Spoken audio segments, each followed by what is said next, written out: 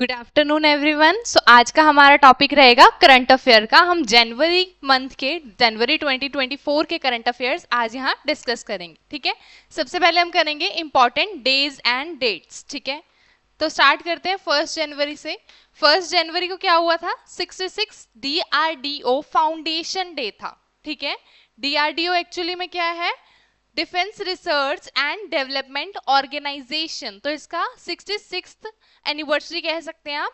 ठीक है, थी। और ये फाउंडेड कब हुआ था एक्चुअली में? 1958 में। ठीक है, और एक इसकी इंपॉर्टेंट बात याद रखने वाली है, जिसके चेयरमैन है मिस्टर समीर वी कामत जी हैं। ठीक है, और इसके हेडक्वार्टर्स कहाँ है? दिल्ली, इंडिया में। ठीक है, नेक्स्ट चलते हैं 10th जनवरी पे। 10th जनवरी को सेलिब्रेट किया जाता है वर्ल्ड हिंदी डे। हिंदी दिवस सेलिब्रेट किया जाता है 10 जनवरी को। ठीक है, इस बार 2024 की थीम क्या थी? 2024 bridging traditional knowledge and artificial intelligence. ये थीम भी पूछ सकते हैं आपसे पेपर में।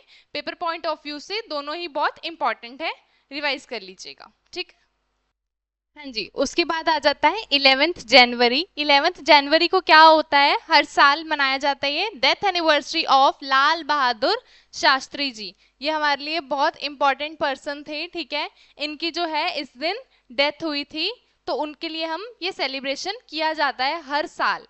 ठीक है, नेक्स्ट है 11 से 17 जनवरी को क्या होता है? पूरा एक हफ्ता है। अब इसमें देखो पूरा एक हफ्ता है, याद रखना बहुत इजी हो जाएगा। National road safety week. ठीक है, इस दिन क्या होता है कि नेशनल रोड सेफ्टी पूरा वीक सेलिब्रेट किया जाता है। मतलब इसमें बताया जाता है कैसे सेफ्टी रूल्स को फॉलो करना है, कैसे रोड के जो रूल्स होते हैं उनको फॉलो करना होता है। ठीक है, इस बार की थीम थी 2024 की be a good road safety hero. ये इस बार की 2024 की इसकी थीम थी। ठीक है, नेक्स्ट आ जाती है 5th करंट अफेयर 15th जनवरी का। 15th जनवरी को क्या सेलिब्रेट किया जाता है? Army day. तो इस बार कौन सा था 2024 का? 76th आर्मी डे सेलिब्रेशन हुई थी। और इसकी जो आर्मी परेड हुई थी वो इस बार लखनऊ में करवाई गई थी। ठीक है, आर्मी परेड हुई थी लखनऊ में।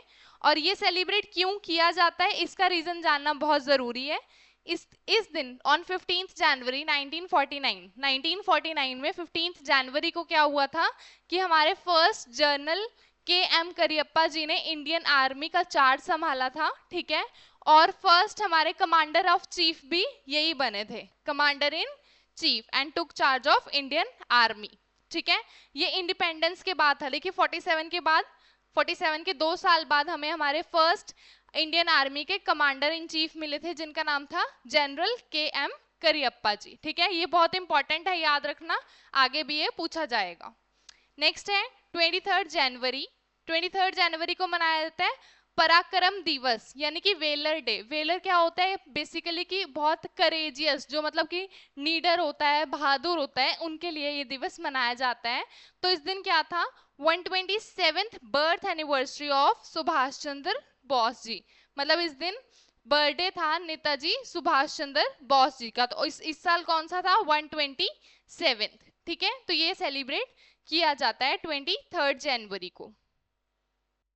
हाँ जी, तो नेक्स्ट रहेगा हमारा 24th जनवरी। 24th जनवरी को क्या सेलिब्रेट किया जाता है? अब इस दिन 3 सेलिब्रेशन एक साथ किए जाते हैं, और उसको याद रखने का सबसे इजी ट्रिक आ जाएगा। इंटरनेशनल एजुकेशन डे, एक बार मैं बताती हूँ। International day of education, Uttar Pradesh foundation day, मतलब इस दिन उत्तर प्रदेश हमारा भारत का राज्य बना था। और नेशनल गर्ल चाइल्ड डे। ठीक है, अब याद रखने की इजी ट्रिक ये है, उत्तर प्रदेश की गर्ल्स को एजुकेशन की रिक्वायरमेंट है। ठीक है, याद रखने की शॉर्ट ट्रिक रहेगी, उत्तर प्रदेश की गर्ल्स को एजुकेशन की रिक्वायरमेंट है। इजी ट्रिक है, याद हो जाएगा। ठीक है, नेक्स्ट है 25th जनवरी। इस दिन भी 3 डे सेलिब्रेट किए जाते हैं। नेशनल टूरिज्म डे, घूमने फिरने वाला दिवस। हिमाचल प्रदेश स्टेटहुड डे, मतलब इस दिन हिमाचल प्रदेश को हमारा भारत का राज्य बनाया गया था। ठीक है, और 14th नेशनल वोटर्स डे, मतलब इस दिन वोट करने का दिवस भी होता है। तो इसको याद रखने की इजी ट्रिक है, घूमने जाना है, सबसे पहले घूमने जाना है, हिमाचल प्रदेश जाना है, पर वोट डालना जरूरी है। ठीक है, ऐसे ये याद हो जाएगा आपको इजीली। 25th जनवरी। नेक्स्ट आ जाएगा, मैंने शायद ये गलत बोल दिया थोड़ा सा, उत्तर प्रदेश फाउंडेशन डे, मतलब इस दिन उसकी नींव रखी गई थी। ठीक है, 9th आ जाएगा 26 जनवरी, सबको पता है रिपब्लिक डे सेलिब्रेशन होती है 26 जनवरी को।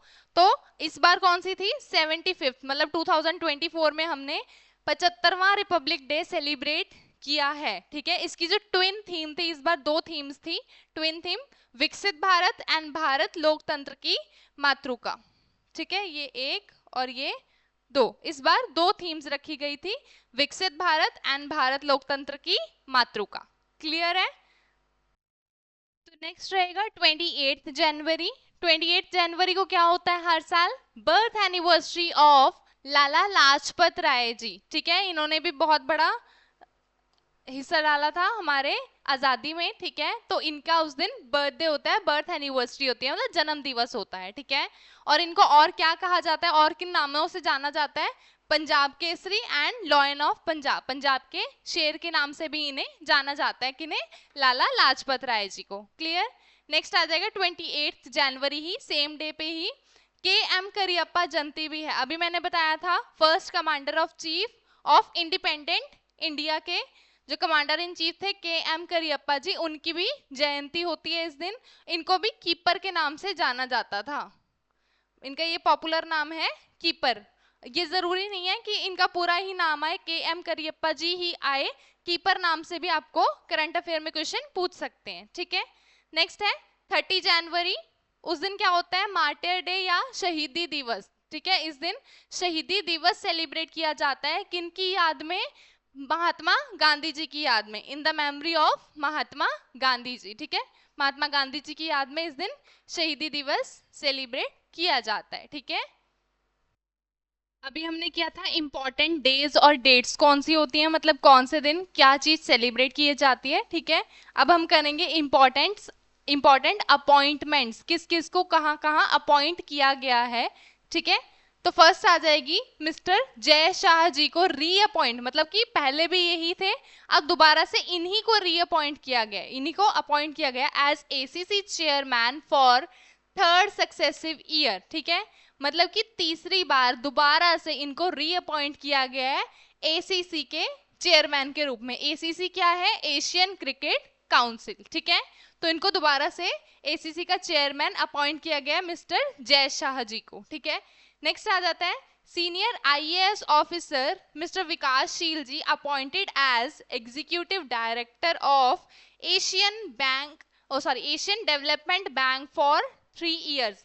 अब इनको तीसरी बार नियुक्त किया गया, इन्हें 3 साल के लिए नियुक्त किया गया है। जो सीनियर आईएएस ऑफिसर है मिस्टर विकासशील जी, उनको अपॉइंट किया गया है, एग्जीक्यूटिव डायरेक्टर हैं, बैंक के एग्जीक्यूटिव डायरेक्टर अपॉइंट किया गया है, कौन से बैंक के, एशियन डेवलपमेंट बैंक के। कितने साल के लिए, 3 साल के लिए। क्लियर? नेक्स्ट आ जाएगा RBI approves Praveen Achuthan Kutty as DCB's bank MD and CEO. ठीक है, और डीसीबी की फुल फॉर्म देखो, डेवलपमेंट क्रेडिट कार्ड बैंक है। ठीक है, इसके हेडक्वार्टर्स है मुंबई में, लोअर पलेर मुंबई में। ठीक है, तो इनके आरबीआई ने अप्रूव किया है इनको, परवीन अच्युतम कुटी जी को, DCB development credit card bank के एमडी एंड सीईओ अपॉइंट किया गया है इन्हें। ठीक है, ये याद रखना, मोस्ट इंपॉर्टेंट है। हाँ जी, नेक्स्ट रहेगा रुपे प्राइम वॉलीबॉल लीग, मतलब कि पीवीएल। इन्होंने अपना ब्रांड एम्बेसडर अपॉइंट किया है फेमस बॉलीवुड एक्टर ऋतिक रोशन जी को। ठीक है, ऋतिक रोशन जी को इन्होंने अपना ब्रांड एम्बेसडर नियुक्त किया है। नेक्स्ट बहुत इंपॉर्टेंट है, ठीक है, एग्जाम पॉइंट ऑफ व्यू से बहुत इंपॉर्टेंट रहेगी। नेक्स्ट है रश्मि शुक्ला जी, इनको फर्स्ट डीजीपी अपॉइंट किया गया, ये फर्स्ट वुमेन डीजीपी हैं, डायरेक्टर जनरल ऑफ पुलिस है, कहाँ के, महाराष्ट्र के। ठीक है, महाराष्ट्र में पहले डीजीपी किनको बनाया गया, रश्मि शुक्ला जी को। ठीक है, नेक्स्ट आ जाएगी नीतीश कुमार जी। नीतीश कुमार जी ने फिर से बिहार के एज अ सीएम ओथ लिया, यानी कि शपथ ली है उन्होंने, कितनी बार, 9वीं बार, 9th टाइम उन्होंने बिहार के सीएम होने की शपथ ली है। ठीक है, नेक्स्ट आ जाता है डायरेक्टर जनरल ऑफ एसएसबी यानी कि सशस्त्र सीमा बल। अब एसएसबी में कंफ्यूज मत होना, इसलिए मैंने पहले फुल फॉर्म लिखी है सशस्त्र सीमा बल। तो इनके डायरेक्टर जनरल कौन अपॉइंट हुए हैं? Senior IPS officer mister Daljeet Singh ji, ठीक है, दलजीत सिंह चौधरी जी अपॉइंट हुए हैं। कितने टाइम के लिए अपॉइंट हुए हैं? For the period up to November 30, 2025, मतलब कि 30 नवंबर 2025 तक इनको director general of SSB appoint किया गया है। किन्हें? Senior IPS officer Daljeet Singh Chaudhary ji को। क्लियर है ये? इसमें ये सबसे ज्यादा इंपॉर्टेंट है, रश्मि शुक्ला जी वाला, याद रखिएगा। नेक्स्ट हम करेंगे बुक्स एंड ऑथर्स। कौन से ऑथर ने, किसने, कौन सी महान हस्ती ने कौन सी बुक लिखी है, ठीक है। फर्स्ट आ जाएगा 4 स्टार्स ऑफ डेस्टिनी। ये किसने लिखी है? एक्स मतलब पहले थे, अब नहीं है ये। इंडियन आर्मी चीफ जनरल, ठीक है, ये पहले इंडियन आर्मी के चीफ जनरल थे। कौन? एम नरवणे जी की ऑटोबायोग्राफी। ऑटोबायोग्राफी मतलब स्वजीवनी, उन्होंने अपनी ही कहानी लिखी है, अपने ही द्वारा लिखी है। Life history of a person written by himself, that is known as autobiography, ठीक है। तो ये पहले थे इंडियन आर्मी के chief general M Naravane ji ने अपनी ऑटोबायोग्राफी लिखी है, उसका नाम दिया है 4 स्टार्स ऑफ डेस्टिनी, ठीक है।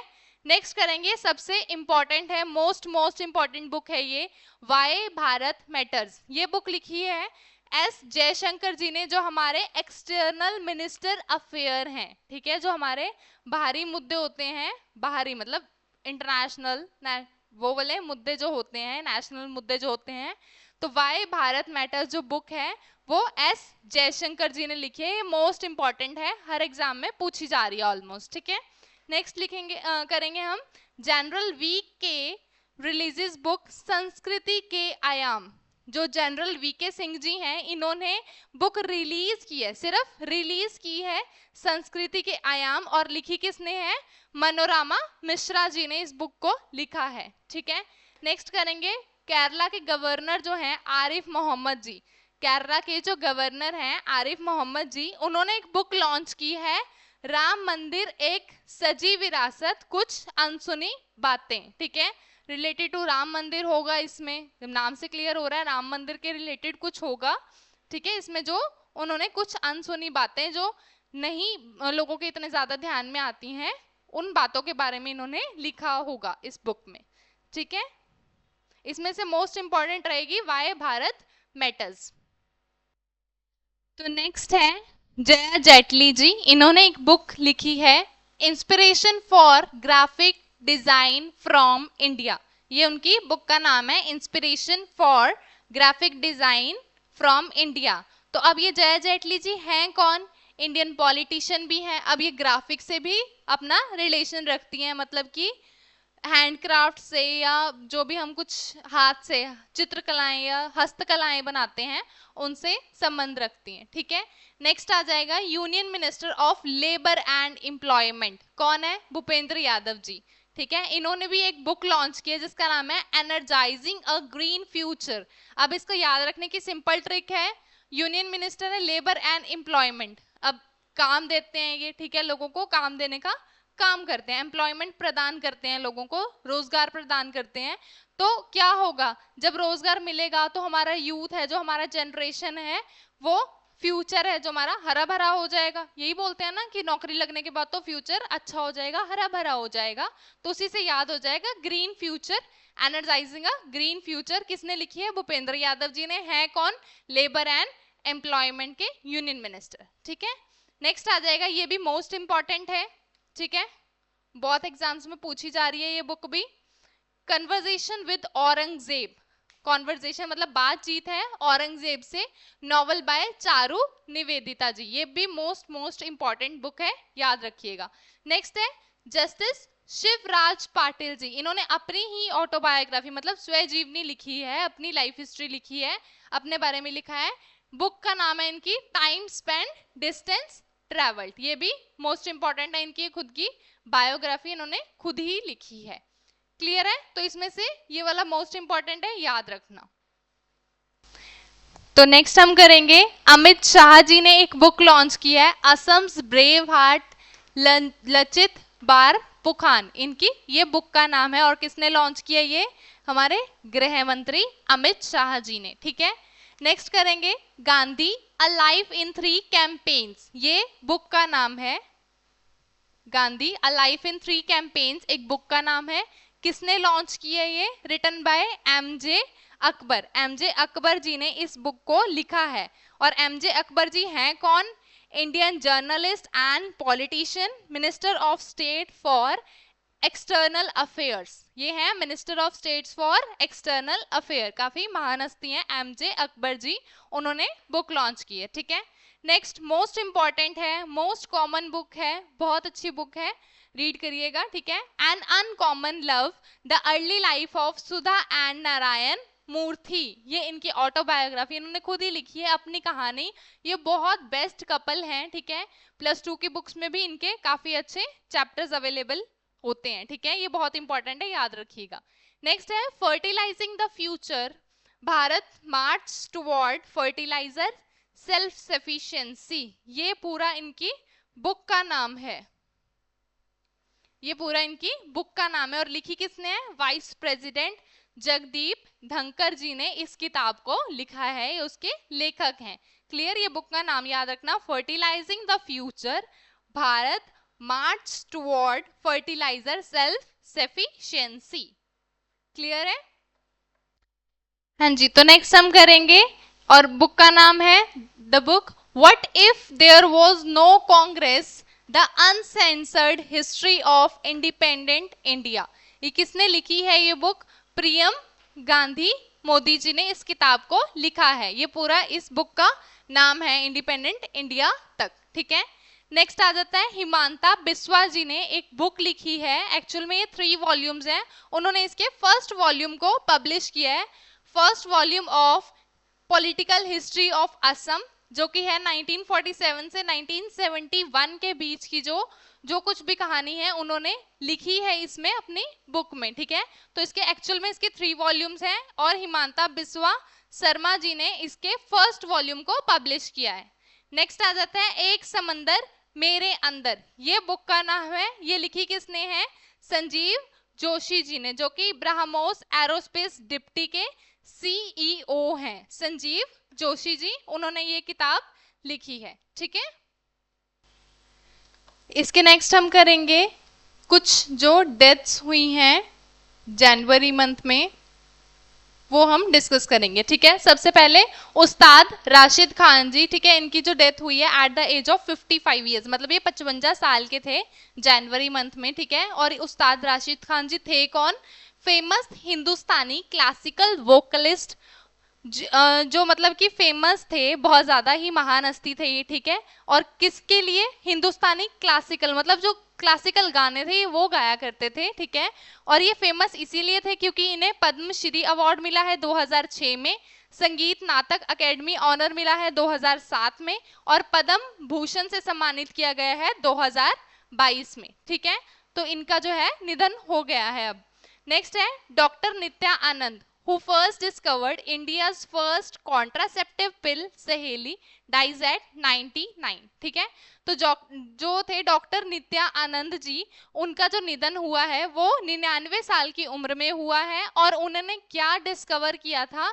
इंडिया के लिए उन्होंने फर्स्ट कॉन्ट्रासेप्टिव, मतलब कि जिसमें स्टेरॉइड्स की मात्रा जो है वो बिल्कुल 0 होती है, उन्होंने अपने पिल मतलब दवाई का नाम रखा था सहेली। अब डॉक्टर हैं, दवाई बनाई है उन्होंने, उनका नाम रखा सहेली, दवाई का नाम।